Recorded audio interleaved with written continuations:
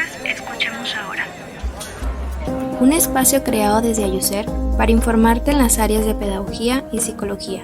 El objetivo es que puedas reflexionar mediante la escucha sobre diversas realidades de estas ciencias en nuestro México. Hola, ¿qué tal? Es un gusto saludarles. El día de hoy vamos a tener el episodio número 4 de este podcast llamado Escuchemos Ahora. Mencionarles y recordarles que estamos en colaboración dentro de la empresa Razo Morales y Asociados, ya que este es un proyecto que estamos llevando de la mano con esta organización, siendo partícipes dentro del programa Ayuser. Yo soy Jimena Valdés, soy pedagoga y estamos haciendo todos estos episodios con el fin de que puedan conocer sobre la educación, pero también sobre áreas que se relacionan a la psicología, ya que de alguna manera en la empresa hacen una atención integral y eso es lo que queremos y vamos guiándonos en este sentido. El día de hoy vamos a hablar sobre el duelo por pandemia. Tenemos a una invitada muy especial que me gustaría que ella se pueda presentar por toda su larga experiencia. Es una gran profesionista y gran persona. Su nombre es Edith Oleiva Salazar Gómez y le paso la voz a ella. Hola, ¿qué tal? Me da mucho gusto y me siento muy complacida de poder estar aquí con ustedes. Creo que también para mí es muy grato poder compartir en este tema donde he podido acompañar, guiar, dirigir a muchas personas y familias en una situación de duelo. Hoy le vamos a dar un toque especial porque vamos a hablar, dada la pandemia, todas las situaciones que se han presentado y no solamente un duelo por pandemia, sino múltiples pérdidas que han vivido los niños, los jóvenes, los adultos y cómo esto nos ha visto abocados a darle un nuevo sentido a nuestra vida, a la dirección y a las acciones que tenemos en nuestra cotidianidad. Así es. Esto es muy importante porque actualmente estamos viviendo una situación vulnerable y de cambios, de adaptación, y para ello es que primero me gustaría abundar en tu experiencia, Dide, en cómo tú has podido involucrarte, cuál es tu perfil profesional, que nos hables de ahí para poder partir con todas las áreas que esto determina el duelo. Bueno, yo soy orgullosamente colombiana, residente en Colima hace 3 años. Llevo 20 años ejerciendo la psicología, de los cuales 18 han estado enfocados en el campo del duelo.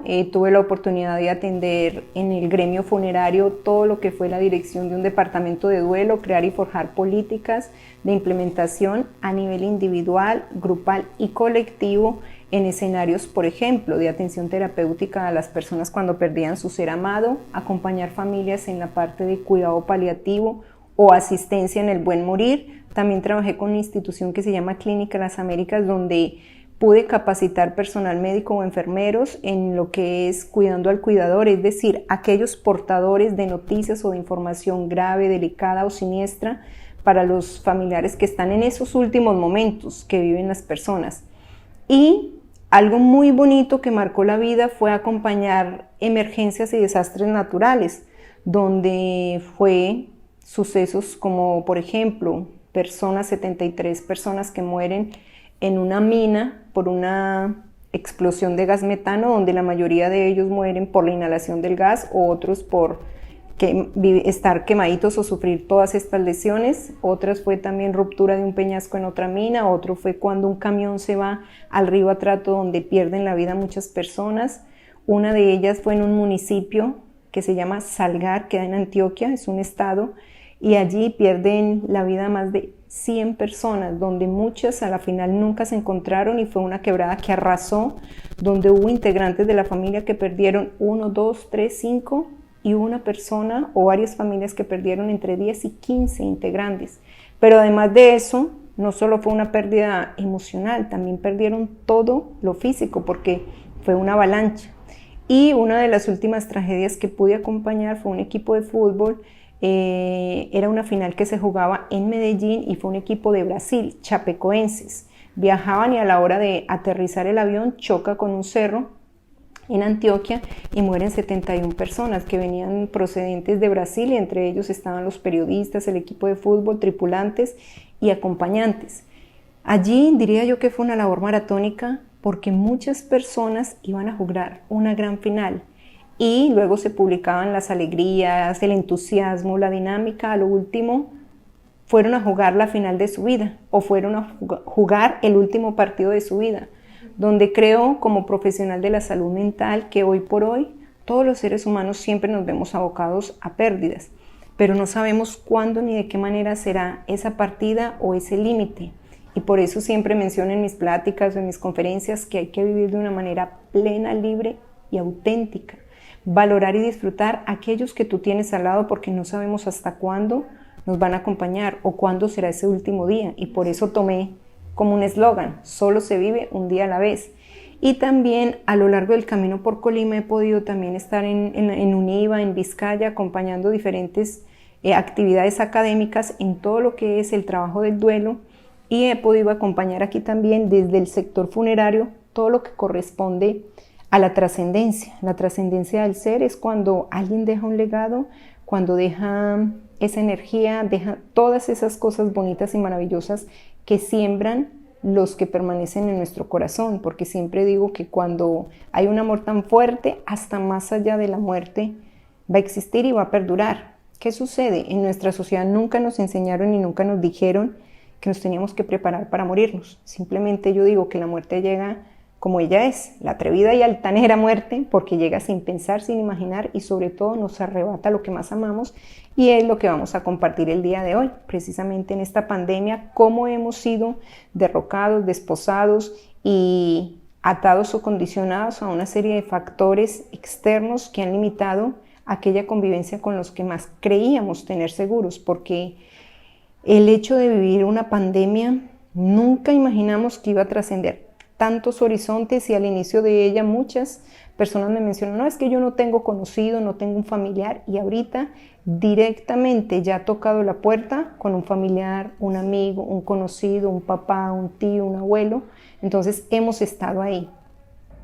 Justo es eso, en todo lo que nos acabas de mencionar, me quedo con la trascendencia que podemos tener y este cariño. Creo que han sido varios sucesos muy importantes, muy fuertes, que has podido llevar y de la mano acompañar a no solamente las personas cercanas, sino a los externos. Al final de cuentas, la sociedad también se ve involucrada en todo esto. Es un tema demasiado, a lo mejor, fuerte. Te llega siempre en el corazón el saber, conocer que hay otras pérdidas inesperadas, porque como tal la muerte es así, inesperada. Pero aquí venimos a hablar y a tocar justamente actualmente, por ello el COVID-19 es una enfermedad que al final de cuentas llega y que a quienes les toca siendo vulnerables, estando enfermos en una situación que ya traen de más tiempo, pues puede tocar o tener que pasar por toda esta pérdida, ¿no? Actualmente también, si nos vamos al lado de los niños, de las niñas, adolescentes, pues están teniendo a casi más de 2 millones que van perdiendo a su papá, a su mamá, a un familiar cercano, a esta abuelito que la llevaba a la escuela, que a lo mejor lo acompañaba por las tardes a hacer sus tareas, y que saben que esa persona ya no va a estar ahí. Y que ahorita con el regreso a las escuelas, ya sea en línea, ya sea de manera presencial, sí está afectando, y por ello es importante tomar estos puntos, este proceso de la salud mental, como en especial si se les cuidaba esta parte de rutina, pues en el proceso de socioemocional desde su escuela, ya sea todos estos maestros, algunos de ellos también han llegado a fallecer y saben que ya no va a estar ahí, que no volverán a ver a algún compañero o familiares de tales compañeros en su casa, con ciertas amistades, vecinos. Entonces ha sido un contexto muy grande, y que sí, como tal, sabemos que se están pasando a otro proceso un poco más íntimo, porque el duelo sí creo que es de manera personal, se lleva cada uno y cada quien ese proceso, no solamente generalizar que todos vamos a tener las mismas etapas, el mismo tiempo de superarlo, como lo pueden mencionar. Entonces quisiera saber desde esta experiencia, ¿cuáles son los problemas que desde tu experiencia pueden vivir los niños en este proceso del entorno escolar con su salud mental por una pérdida cercana? Bueno, yo quisiera partir de un principio base, y es entender primero qué es el duelo. Cuando nosotros hablamos del duelo, hablamos de la reacción normal y natural que siente un ser humano por la pérdida, ausencia o vacío de alguien. Cuando lo trasladamos a una población infantil, vamos a decir que los niños asimilan el duelo muy diferente a como lo procesa un adolescente o un adulto. Duelo es duelo, aquí en cualquier lugar. Pero ¿qué sucede? Los niños tienen una manera muy particular donde ellos los van a externar a través de su rebeldía, de su agresividad, de sus berrinches, de su indiferencia, de su deserción escolar, porque no sienten la misma motivación, gusto, agrado, pero ellos no expresan, es que me duele mi corazón, o es que se fue mi papá, o es que murió mi abuelito, o yo no quiero ir a la escuela porque ¿quién me va a llevar? Entonces, hay un conjunto de situaciones que van a rodear al menor, y cuando hablamos de estas situaciones nos vamos a dar cuenta que ellos no lo nombran, pero ellos lo transfieren a la conducta. Entonces, ahí la invitación es para el adulto o el responsable acompañante del menor, es papá, mamá, tío o quien esté a su cuidado, vigilar mucho qué cambios o qué alteraciones se ha presentado en él, porque siempre creo que la mejor terapia es poder estar para ellos, hacerles sentir el amor, hacerles sentir que aún están protegidos, seguros. ¿Qué busca un cuidador o qué debe ser?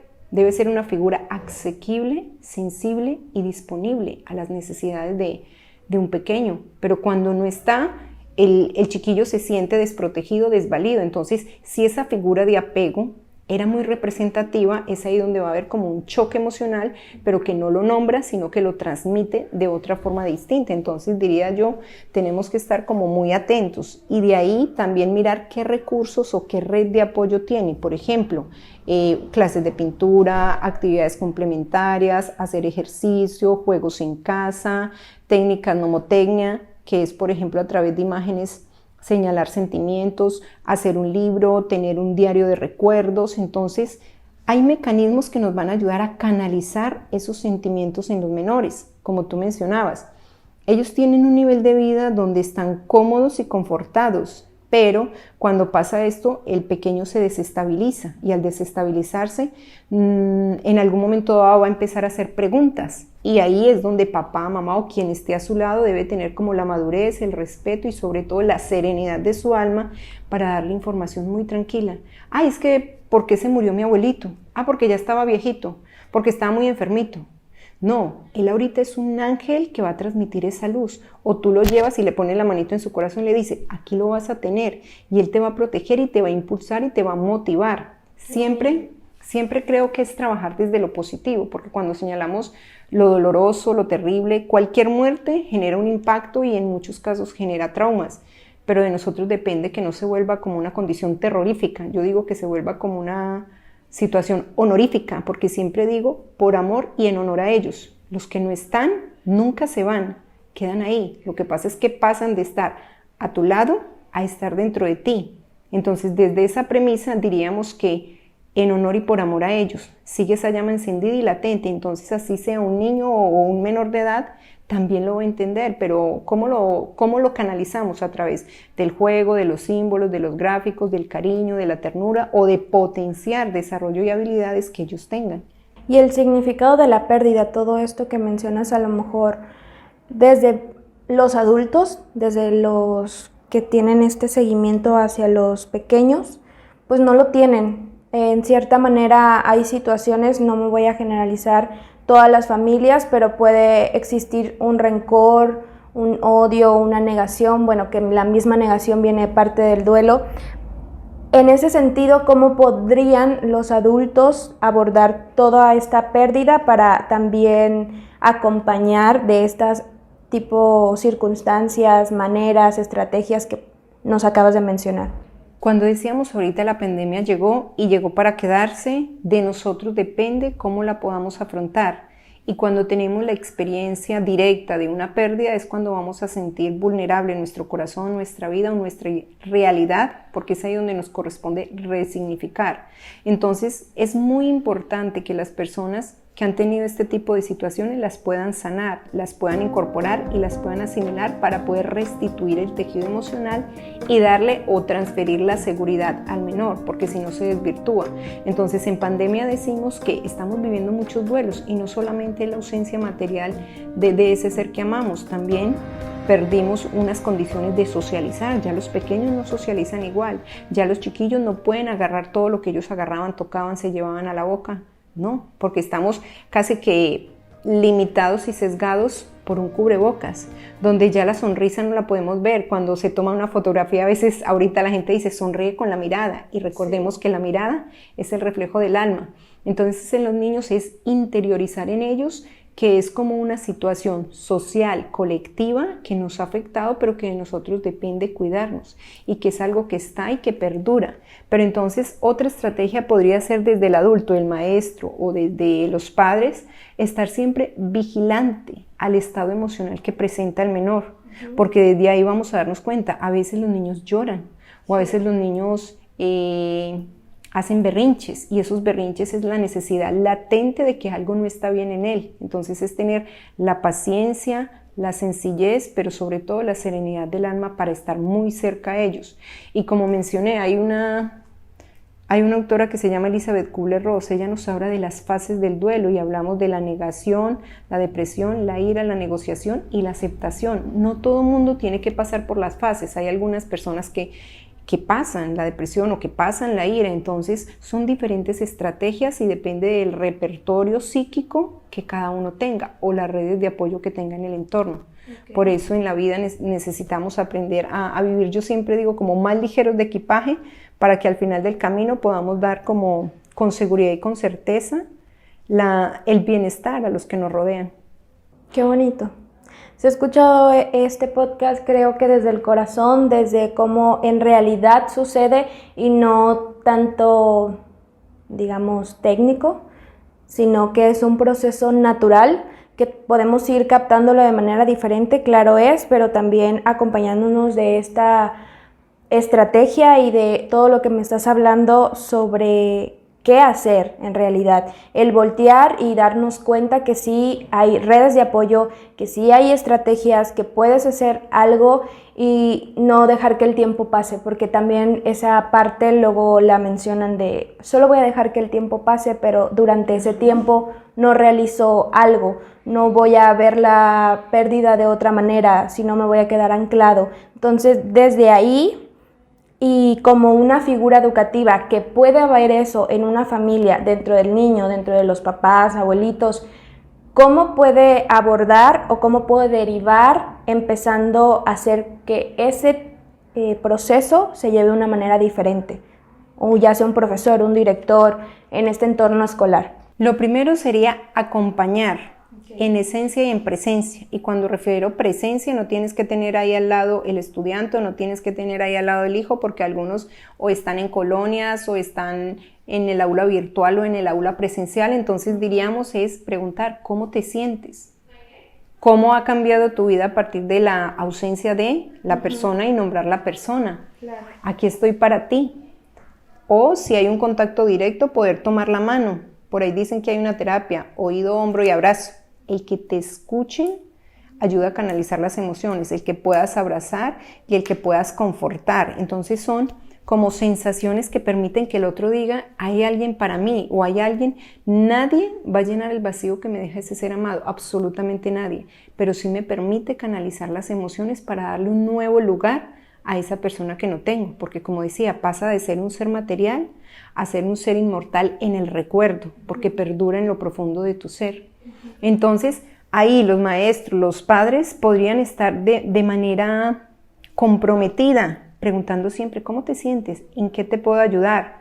Aquí estoy para ti, vamos a hacer esto. Siempre estar motivando y tratando de generar como recursos didácticos, lúdicos, pedagógicos, y no simplemente decirnos, no, ya pasó, te manejaste muy bien, o él lo vas a recordar siempre. No, pero es incentivar siempre a algo más, ¿sí? Que les deje una espinita de buscar, de reflexionar hacia sí mismos. Exacto, o sea, como permitirle que ellos sientan que la persona que se fue no desapareció, cambió de lugar y transfiere ese sentimiento a lo que ellos están viviendo ahora. Y es, si el abuelito, el papá o el tío le decía, pórtate bien, ya sabes que te tienes que portar bien. O si le decía, tienes que comerte toda la comida, porque tienes que estar sano y fuerte. O recuerda que vamos a ir al jardín para jugar, para recrearnos o divertirnos, o te voy a invitar a una nieve, o te voy a llevar al rancho. Entonces desde ahí es poder incentivar, porque la vida continúa. El tiempo pasa y el tiempo no para. Las circunstancias son las que se van transformando y cada época responde a un momento generacional diferente. Estamos viviendo una época muy diferente a la que se tocó en 5 o 10 años atrás y vemos que todo esto ha revolucionado el sistema de vida mental, emocional, biológico, espiritual y social, porque ya las conexiones, las redes o las interacciones tampoco son las mismas, porque tenemos que guardar una sana distancia, porque tenemos que tener un cuidado, porque este fenómeno sigue y a la luz del acecho aquí estamos. Así haya vacunas, sabemos que la gente sigue partiendo, se sigue yendo. Entonces, que mientras estemos con los que tenemos, podamos vivirlo de una manera plena y auténtica en esos pequeños momentos. Y que el maestro y el papá o el cuidador le haga sentir al menor que se siente que está tranquilo y que está seguro de lo que está viviendo. Y que mientras la vida sigue, no hay que pararnos o estancarnos en algo que debemos darle un significado mejor y bonito, como todo esto que estamos hablando. Para mí siempre la vida creo que está en constante evolución y somos seres dinámicos y cambiantes. Y ahí yo inyecto un poquito lo que llamo la proactividad. Cuando tú estás quieto, cuando no le das recursos o forma, ahorita vemos que los niños están demasiado en la ciberadicción, tanto el niño como el adolescente. Entonces ha sido un mecanismo de defensa donde eso anula los sentimientos.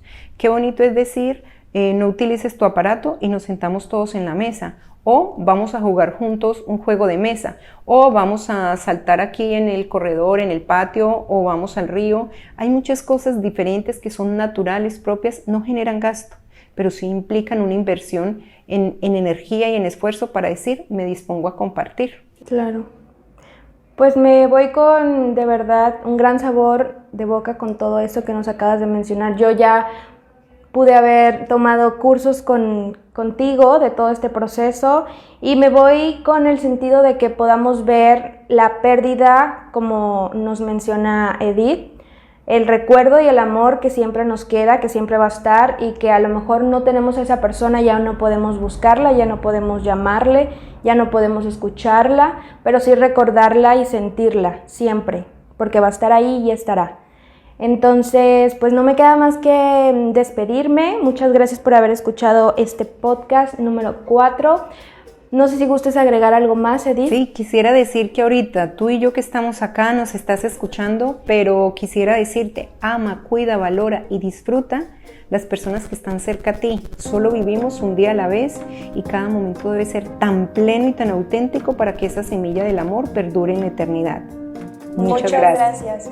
Nos vemos pronto. Recuerda que cada miércoles tienes podcast en Facebook, YouTube y nuestra página web que es razo.mx. Así que hasta pronto.